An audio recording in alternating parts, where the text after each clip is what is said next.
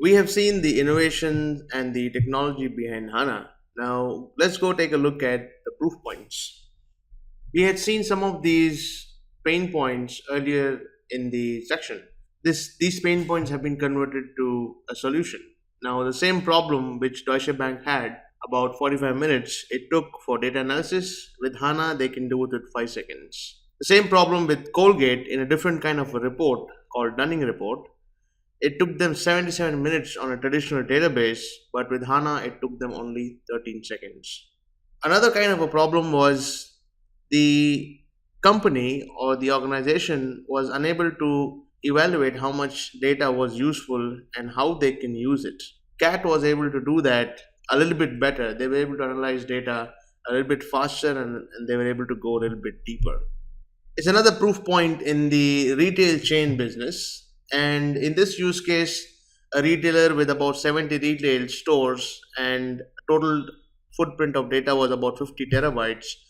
And without any major changes to the data, they were able to process the queries within a second.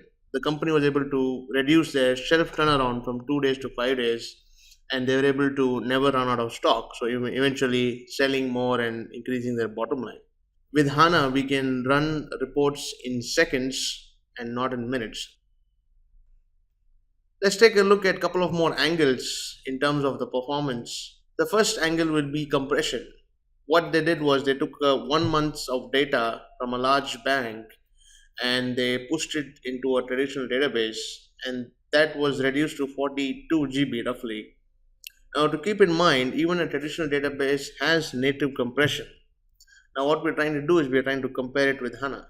So, when the same data was pushed into HANA, it was reduced to 6.6 GB, roughly about 7 GB. So, that's about 6 times better compression. So, what does it mean? It means that instead of storing and processing and running queries on 42 GB of data, we are doing it on 7 GB of data. Now, if you turn that around to query runtime, we see that query runtimes are in a traditional database anywhere between 1050 to 2060, 2660, excuse me, in this example. And for HANA, it was roughly between 3.2 seconds to 5.1 seconds. So you see that the stark difference between minutes and seconds. So, for example, 2660 seconds is about 42 minutes, 40-ish minutes, and with HANA we are still in seconds. So that's a kind of a, again, a nice proof point in terms of query runtimes. So the application of HANA has been in various verticals and in various industries. Healthcare is one of such industry, and this particular example, MKI used HANA to accelerate their genome analysis and at the end of the day help the patients to go home with the knowledge of what they're going to be doing after they've been diagnosed with cancer. And in general, it has helped the doctors to evaluate their genomes much faster, and hence they were able to predict and do other things with the results.